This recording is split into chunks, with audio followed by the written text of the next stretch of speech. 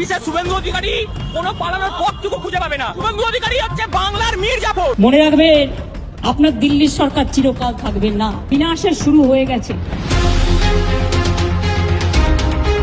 এদিকে আজ মুখ্যমন্ত্রী শুভেন্দু অধিকারীর উপর ভয়াবহ আক্রমণ করায় মমতা ব্যানার্জি। মমতা ব্যানার্জি নিজের রাজপথে নেমে আন্দোলনের ডাক দিয়ে নরেন্দ্র মোদীর সাথে সরাসরি যুদ্ধের ঘোষণা দেয়। তৃণমূলের ভরাডুবির পরে অবশ্য ইন্ডিয়া জোটের শরিকরা মমতা বন্দ্যোপাধ্যায়ের পাশে। বিলম্বিত বোধোদয়, কারণ একের বিরুদ্ধে এক প্রার্থী ইন্ডিয়া জোটের বৈঠকে প্রস্তাব দিতে পারেন মমতা। তৃণমূল তুমি কার? ঋতব্রত বন্দ্যোপাধ্যায় না মমতা বন্দ্যোপাধ্যায়? আমার সঙ্গে ভারত সরকারের মন্ত্রী জিতেন্দ্র সিং এর একটা মিটিং আছে 3:30-র সময়। এখন 2:30 বাজতে যায়, 1 ঘন্টা লাগবে যেতে। প্লিজ, আমি আবার বলছি, আমি দুর্বল নই, আমি শক্তিশালী লোক। যতদিন বাঁচবো মাথা উঁচু করে চলবো। পশ্চিমবঙ্গ রাজনীতির চাণক্য মমতা ব্যানার্জির দুর্গে এবার চরম আঘাত। বিধানসভা নির্বাচনে পরাজয়ের ক্ষত শুকানোর আগেই মাত্র 1 মাসের মাথায় অলিখিত এক মহাবিদ্রোহের মুখে পড়ল তৃণমূল কংগ্রেস। যে দলটির শেষ কথা ছিলেন মমতা নিজেই, সেখানেই এখন চলছে তীব্র ক্ষমতার লড়াই। যে তৃণমূল কংগ্রেসে একসময় মমতা ব্যানার্জির কথাই ছিল শেষ কথা, সে দলেই এবার তার নেতৃত্ব বড় ধরনের চ্যালেঞ্জের মুখে। প্রতিষ্ঠাতা নেত্রীকে পাশ কাটিয়ে নতুন এক রাজনৈতিক চাল চালাচ্ছেন দলেরই বিধায়করা। শেষ পর্যন্ত কি নিজের তৈরি দল টিকিয়ে রাখতে পারবেন মমতা? পশ্চিমবঙ্গের চারদিকেই এখন মমতা ব্যানার্জিকে নিয়ে আলোচনা সমালোচনা হচ্ছে। আর এইদিকে শুভেন্দু অধিকারীর বিরুদ্ধে সরাসরি অ্যাকশন নেয় মমতা ব্যানার্জি রাজপথে নেমে। মমতা ব্যানার্জি পরাজিত হওয়ার পর থেকেই অসংখ্য ঘটনা ঘটাচ্ছিল পশ্চিমবঙ্গে। আর এখন দেখতে পারি সে সরাসরি অ্যাকশন নেয় এবং জনগণের সামনে অসংখ্য ঘটনা ঘটায়, এমনকি নরেন্দ্র মোদীর পতন চাচ্ছে। আপনারা দেখতে পারবেন এই মুহূর্তে শুভেন্দু অধিকারীর অবস্থা এবং মমতা ব্যানার্জির তৃণমূল কর্মীরা যে বেইমানি করেছে দেশের সাথে, এবং আমাদের এই পশ্চিমবঙ্গের কি হয় সবকিছু দেখানোর চেষ্টা করবো একটি ভিডিওতে। সুবান্ত বসু, তোর জন্য গরুর মাংস বানাইছু, দেখ আই দে। তুই না গরুর মাংস খাইতে খুবই পছন্দ করিস, সেটা তোর জন্য গরুর মাংস বানাইছু। তুই তো এবার হামা কুরবানি দিবে দিলু না। রান্নাঘরে বসে ক্যামেরার সামনে কয়েকটি কথা বলেছিলেন জ্যোৎস্না বিবি। মাত্র কয়েক মিনিটের ভিডিওটি আপলোড করার সময় হয়তো তিনি কল্পনাও করেননি কয়েক ঘন্টা পর সেটি তার জীবনের মোড় ঘুরিয়ে দেবে। সোশ্যাল মিডিয়ায় ঝড়, রাজনৈতিক বিতর্ক আর তারপর পুলিশের অভিযান। জ্যোৎস্না বিবি আসলে কি বলেছিলেন সেই ভিডিওতে? তুই তো কুরবানির সময় মানুষ বাজারে 2 বাটি মাংস খাইয়েছিল, তা তোর জন্য আমি গরুর মাংস বানাইছি। দেখ, গরুর মাংসের সাথে বানাইছি রুটি। ভিডিওটিতে দেখা যায় নিজের রান্নাঘরে দাঁড়িয়ে তিনি দাবি করছেন তিনি গরুর মাংস রান্না করছেন। একই সঙ্গে পশ্চিমবঙ্গের বিরোধী দলনেতা শুভেন্দু অধিকারীর নাম উল্লেখ করে একাধিক বিতর্কিত মন্তব্য করেন বলে অভিযোগ উঠেছে। শুধু তাই নয়, ভিডিওতে তিনি কোরবানির গরুর মাংস রান্না খাওয়ানোর জন্য শুভেন্দু অধিকারীকেও আমন্ত্রণ জানান। পাশাপাশি ঈদুল আজহার কোরবানি, পশ্চিমবঙ্গের রাজনীতি এবং মুসলিম সম্প্রদায়ের প্রতি বৈষম্যের অভিযোগ নিয়েও নিজের ক্ষোভ প্রকাশ করেন। ভিডিওর শেষ দিকে তাকে সতর্কবার্তার সুরে বলতে শোনা যায়, লোভের পরিণতি ভালো হয় না, আর উপরওয়ালা সব দেখছেন। ভিডিওটি প্রকাশ্যে আসতেই শুরু হয় তীব্র প্রতিক্রিয়া, দ্রুত ছড়িয়ে পড়ে বিভিন্ন সামাজিক যোগাযোগ মাধ্যমে। এরপরই গুরুগ্রাম পুলিশের কাছে জমা পড়ে অভিযোগ। অভিযোগের ভিত্তিতে তদন্তে নামে পুলিশ। তদন্তে জ্যোৎস্না বিবির পরিচয় নিশ্চিত করার পর তাকে হেফাজতে নিয়ে জিজ্ঞাসাবাদ করা হয়। পরে আনুষ্ঠানিকভাবে গ্রেপ্তার করা হয় তাকে। এখন পুলিশ খতিয়ে দেখছে ভিডিওটি ঠিক কবে ধারণ করা হয়েছিল, এর পেছনে উদ্দেশ্য কি ছিল এবং কিভাবে এত দ্রুত এটি ভাইরাল হয়ে দেশ জুড়ে আলোচনার কেন্দ্রে চলে আসে। তো কুরবানি করবে দিল, এবারকার সাবধান হয়ে থাকিস। এবারকার তোকে হিন্দু ভাই বোনেরা এমন কেলাবি, এত তুই তো মুসলমানের ঘরের সাথে অত্যাচার করছিস, তোর শাস্তি হবে না। একজন উপরে আছে আল্লাহ। একটি মোবাইল ভিডিও, কয়েক মিনিটের বক্তব্য আর তারপর জাতীয় পর্যায়ের বিতর্ক, অভিযোগ ও গ্রেপ্তার। সোশ্যাল মিডিয়ার যুগে একটি ভিডিও কতটা বড় প্রভাব ফেলতে পারে, পশ্চিমবঙ্গের গুরুগ্রামের এই ঘটনা যেন তারই আরেকটি আলোচিত উদাহরণ। তুই তো কুরবানিতে মাসে মাসে গরুর মাংস 2 বাটি খাইছিল, তো অতবার ভালো নয়। লোপে পাপ, পাপে মৃত্যু। তৃণমূলের ভরাডুবির পরে অবশ্য ইন্ডিয়া জোটের শরিকরা মমতা বন্দ্যোপাধ্যায়ের পাশে। বিলম্বিত বোধোদয়, কারণ একের বিরুদ্ধে এক প্রার্থী ইন্ডিয়া জোটের বৈঠকে প্রস্তাব দিতে পারেন মমতা। তৃণমূল তুমি কার? ঋতব্রত বন্দ্যোপাধ্যায় না মমতা বন্দ্যোপাধ্যায়? মমতা বন্দ্যোপাধ্যায় ভার্সেস 58। স্পেশাল 58, যেখানে ববি হাকিম, ঋতব্রত বন্দ্যোপাধ্যায়, সন্দীপন সাহা, কুণাল ঘোষ, সাবিনা ইয়াসমিন, আরও কতকে।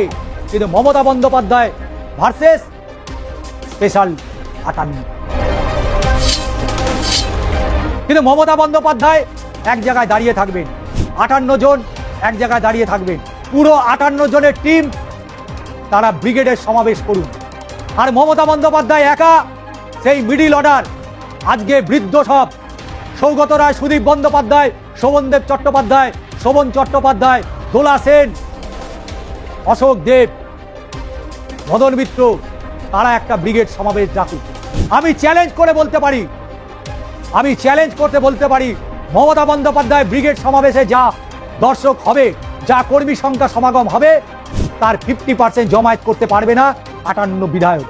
আর বিপদ যে কত ভয়ঙ্কর সম্ভবত এই প্রথম মমতা বন্দ্যোপাধ্যায় উপলব্ধি করেছেন। তার ডাক উপেক্ষা করে 80 জনের মধ্যে 60 জন বিধায়ক গরাজি থাকার অশনির সংকেত ছিল। শেষের দিনগুলো কেমন নিষ্ঠুর হতে পারে এই আচরণ হয়তো তারই ট্রেলার ছিল। তৃণমূলের ভরাডুবির পরে অবশ্য ইন্ডিয়া জোটের শরিকরা মমতা বন্দ্যোপাধ্যায়ের পাশে। সিন্ডে কথিত পথ কি হতে পারে সুরাহা। বিলম্বিত বোধোদয়, কারণ একের বিরুদ্ধে এক প্রার্থী ইন্ডিয়া জোটের বৈঠকে প্রস্তাব দিতে পারেন মমতা। গত কয়েক বছর ধরেই বিজেপি বিরোধী জোট একত্রিত করতে একের বিরুদ্ধে এক প্রার্থী দেওয়ার পক্ষে সওয়াল করে এসেছিলেন রাহুল গান্ধী। সেই লোকসভার বিরোধী দলনেতার সেই তথ্য মানতে সব থেকে বড় বাধা হয়ে দাঁড়ায় কয়েকটি শরিক দল, যাদের একেবারে সামনের সারিতে ছিলেন তৃণমূল সুপ্রিমো মমতা বন্দ্যোপাধ্যায়।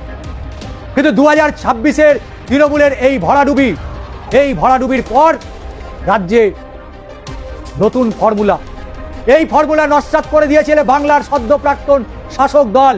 এবার তারাই আসন্ন লোকসভা নির্বাচনে একের বিরুদ্ধে এক প্রার্থী দেওয়ার প্রস্তাব দিতে চলেছে আগামী সপ্তাহে ইন্ডিয়া জোটের বৈঠকে। দিল্লি কনস্টিটিউশন ক্লাবে 8ই জুন হতে চলেছে বিজেপি বিরোধী দলগুলির বৈঠক, যেখানে উপস্থিত থাকা প্রত্যেক দলের শীর্ষ নেতৃত্বরা সেখানে উপস্থিত থাকবেন। সূত্রের খবর, তৃণমূলের তরফ থেকে থাকতে পারেন মমতা বন্দ্যোপাধ্যায় স্বয়ং এবং অবশ্যই অভিষেক বন্দ্যোপাধ্যায়। সোনারপুরের ঘটনার পর সুস্থ হয়ে উঠে যেতে পারেন অভিষেক বন্দ্যোপাধ্যায়। সেই বৈঠকেই এই প্রস্তাব দেওয়া হতে পারে মমতা অভিষেকের তরফে। তাদের যুক্তি হবে আপাতত বিজেপিকে ঠেকাতে এর বাইরে আর দ্বিতীয় কোনো পথ খোলা নেই। এর পিছনে সাম্প্রতিক অতীতে হয়ে যাওয়া বিভিন্ন নির্বাচনের নানান অঙ্ক তুলে ধরা হবে, কিন্তু অনেক প্রশ্নের উত্তর রয়েছে, যে উত্তরগুলো অবশ্যই খুঁজতে হবে। কারণ অভিষেক বন্দ্যোপাধ্যায়দের সাংসদ পদ থাকবে কিনা, ভবিষ্যতে তাদের সাংসদ পদ থাকবে কিনা, সেটাই হচ্ছে সব থেকে বড় প্রশ্ন। কারণ এই মুহূর্তে তৃণমূল তুমি কার, ঋতব্রত বন্দ্যোপাধ্যায় না মমতা বন্দ্যোপাধ্যায় ভার্সেস বন্দ্যোপাধ্যায়ের যে লড়াই, বাংলার মানুষ তা দেখছে, চাক্ষুষ দেখেছে গত বুধবার রাজ্য বিধানসভার অন্দরে এবং বাইরে। এবং সেই যে ঠান্ডা লড়াই, শিউলি সাহা তিনি কি বললেন, কুণাল ঘোষ তিনি কি বললেন, অবশ্যই সেগুলোকে আমল দিতে হবে। তাই এবার কেন্দ্রের নির্বাচনের দিকেই হাত বাড়াতে হবে। যাদের একবারে সামনের সারিতে তৃণমূল কংগ্রেস এতদিন ছিল, 2024-এর লোকসভা নির্বাচনের আগে বাংলায় 42টি আসনের মধ্যে 10টি আসন চেয়েছিল কংগ্রেস, যাতে অভিষেকরা বলেছিলেন 2019-এর নির্বাচনে রাজ্যে মাত্র 2টি আসনে জেতা কংগ্রেস কোন যুক্তিতে 10টি আসন চাইছে। পাল্টা কংগ্রেসের বক্তব্য ছিল, অবশ্যই ছিল। সেক্ষেত্রে তৃণমূলের তো জেতা 22টির বেশি আসনে প্রার্থী দেওয়া উচিত নয়। এখানে হিসেব থামেনি, দু দলের ঠান্ডা লড়াই ছিল, যে কারণে এবারে জোটের জায়গা থেকে সব সরে গেছে। বহরমপুর কেন্দ্রে কংগ্রেসের প্রার্থী অধীর রঞ্জন চৌধুরীকে হারানো কার্যত চ্যালেঞ্জ হিসাবে নিয়েছিল শাসক দল তৃণমূল কংগ্রেস। তৎকালীন প্রদেশ কংগ্রেসের সভাপতির হারের জেরে আরও তলানিতে চলে গেছে দু দলের সেই মধুর সম্পর্ক। সদ্য সমাপ্ত বিধানসভা নির্বাচনের আগেও কংগ্রেসের তরফ থেকে তৃণমূলের সাথে জোট করার প্রস্তাব দেওয়া হয়েছিল।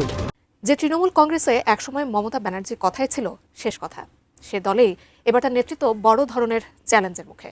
প্রতিষ্ঠাতা নেত্রীকে পাশ কাটিয়ে নতুন এক রাজনৈতিক চাল চালাচ্ছেন দলেরই বিধায়করা। শেষ পর্যন্ত কি নিজের তৈরি দল টিকিয়ে রাখতে পারবেন মমতা? বিস্তারিত জানাচ্ছেন ত্রিবেণী তনু। নির্বাচনী পরাজয়ের পর এবার অভ্যন্তরীণ কোন্দল আর প্রকাশ্য বিদ্রোহে ভাঙনের মুখে পশ্চিমবঙ্গ তৃণমূল কংগ্রেস। ভারতীয় সংবাদ মাধ্যম এনডিটিভির প্রতিবেদন অনুযায়ী দলটির 58 জন বিধায়ক প্রতিষ্ঠাতা নেত্রী মমতা ব্যানার্জিকে পাশ কাটিয়ে ঋতব্রত ব্যানার্জিকে বিধানসভায় বিরোধী দলীয় নেতা হিসেবে নির্বাচিত করেছেন। 3 জুন এই সিদ্ধান্তের কথা জানিয়ে 58 জন বিধায়ক বিধানসভার স্পিকার রাথীন্দ্র বোসের কাছে লিখিত আবেদন জমা দিলে স্পিকার তা গ্রহণ করেন এবং বিরোধী দলের জন্য বরাদ্দ কক্ষের চাবিও ঋতব্রতের কাছে হস্তান্তর করেন।